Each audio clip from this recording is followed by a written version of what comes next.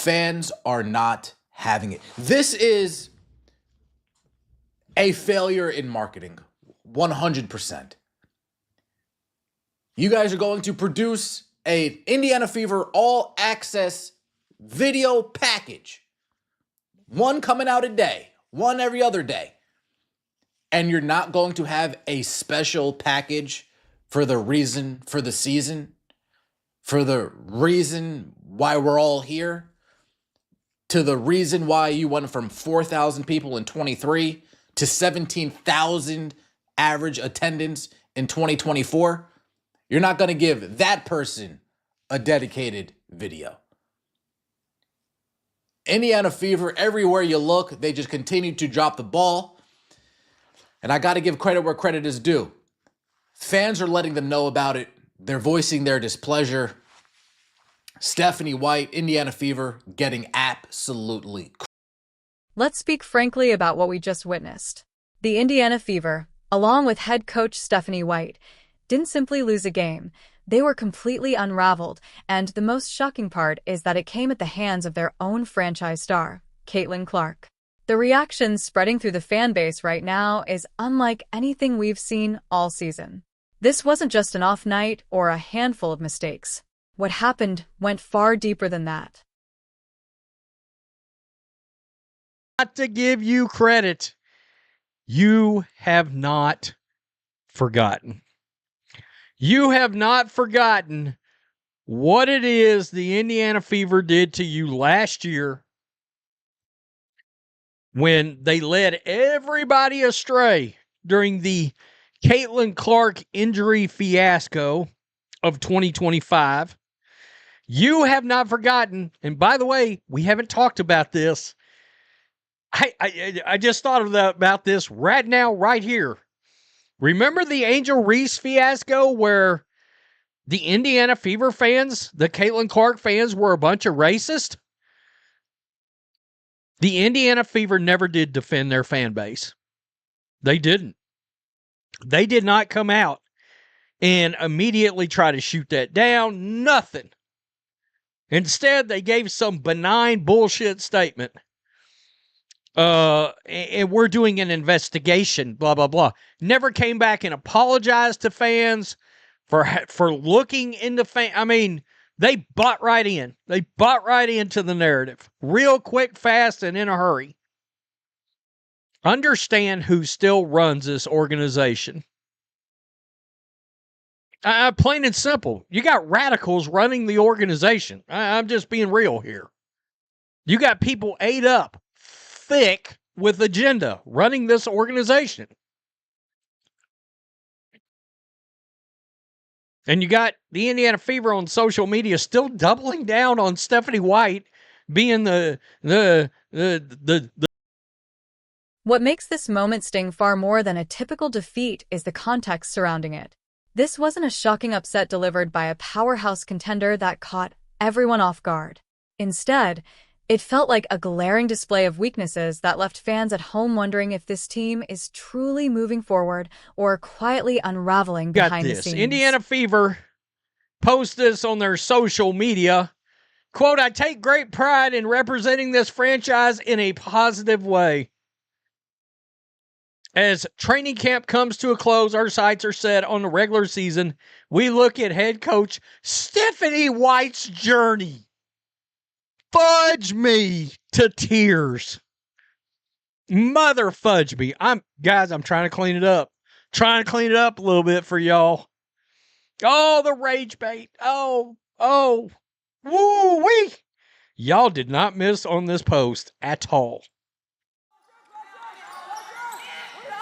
Right here. Yeah. Oh, God. Oh, God.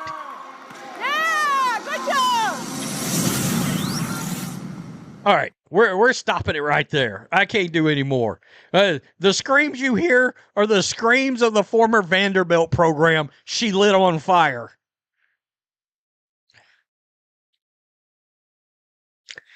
Venom. My boy Venom. Read the room, admin. I mean, seriously. Just keep doubling down with this bullshit. My boy CDS, you're a bunch of idiots. My boy Carlos Garcia just couldn't even. We're laughing at you and we're also nauseated all at the same time. Please have a professional doing video PR, as this is not how you present content. Oh, wow. They are really picking a head coach over their fans and stars. Lynn Dunn, mentored Sides and White. Shit, God, Christy Sides, I'm so sorry. I really am. Oh, the whole organization is a nepotism mess. We will see if White earns the title Star Killer this year. Take a step back and really think about what we just witnessed. This wasn't simply another loss for the Indiana Fever or a night where things didn't click. It felt like a complete unraveling, and shockingly, the spotlight landed right back on their own generational star, Caitlin Clark. The reaction sweeping through the fan base right now is unlike anything we've seen all season. This went far beyond missed shots or a few bad possessions. What makes this sting so much more than a routine defeat is the context. This wasn't a powerhouse contender ambushing them out of nowhere. Instead, viewers watched a performance so disjointed and troubling that many started asking whether this team is actually moving forward or quietly coming apart behind the scenes. When a roster built around the most electrifying talent in the league looks confused, scattered, and completely outmatched, a serious question becomes unavoidable. Is Stephanie White truly the coach who can unlock Caitlin Clark's ceiling? Or is the organization, intentionally or not, putting obstacles in the path of its own superstar? Watch the rotations, the game plan crumbling the moment physical pressure arrives. Eventually, it stops feeling like simple growing pains. It begins to look like a philosophical disconnect between the system and the player it's meant to revolve around. And this isn't a fresh concern. Fans have been raising alarms all offseason, and last night only amplified the noise. So let's dig into why this one performance has Fever supporters questioning everything about the franchise's direction, and why their frustration feels completely justified. This conversation goes way beyond a single game. It's bigger than statistics, standings, or one disappointing night. This is about a fan base that has been watching closely, tracking every move, and investing emotionally all season long. These are the people buying tickets, clearing shelves of merchandise, and believing deeply in what Caitlin Clark represents for the sport's future. And what they witnessed felt like a slap in the face. On the court, the team had no answers. Off the court, the excuses ran dry. Drop your thoughts in the comments right now, because this is where things get intense. The anger spilling out from fans isn't just about basketball anymore. It goes far deeper than wins, losses, rebounds, or rotations. The hard reality is this: the Indiana Fever have a serious trust problem with their own supporters. And this didn't begin last night. It didn't even start this season. The cracks appeared earlier, when the organization had multiple chances to stand firmly beside the fans who fill the arena night after night. Instead of speaking loudly, they chose silence. Instead of clarity, they chose neutrality. At moments when supporters wanted strong leadership, they got the quietest response possible. Some of the deepest wounds weren't caused by losses. They came from the feeling that the people running the franchise refused to stand up when it mattered most. Still, credit the fans for their loyalty. Despite everything, they keep showing up, staying vocal, and demanding better. Their passion proves how much they care about this team and the superstar trying to lead it. That passion raises an uncomfortable question.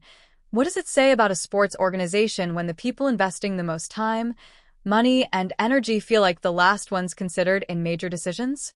Why does it feel like the franchise and its fan base operate with completely different priorities? And here's the toughest question of all. If leadership won't defend their own supporters or challenge narratives that cast them in a negative light, what does that say about the relationship between the team and the people filling the seats? Trust isn't rebuilt with polished press releases or vague statements. It comes from action. That they are marketing this team around. Raven Johnson, the draft pick. Kelsey Mitchell, she got an episode.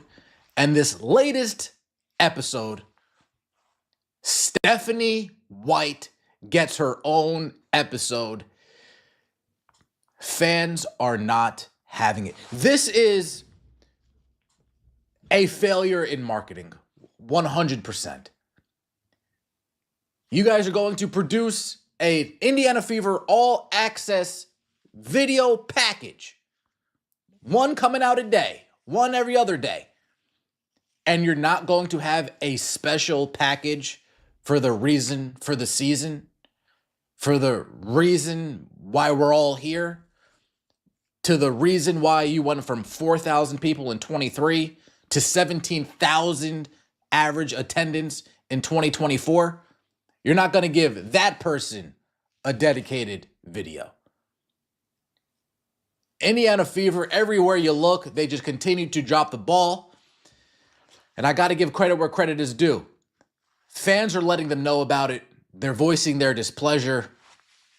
Stephanie White, Indiana Fever, getting absolutely.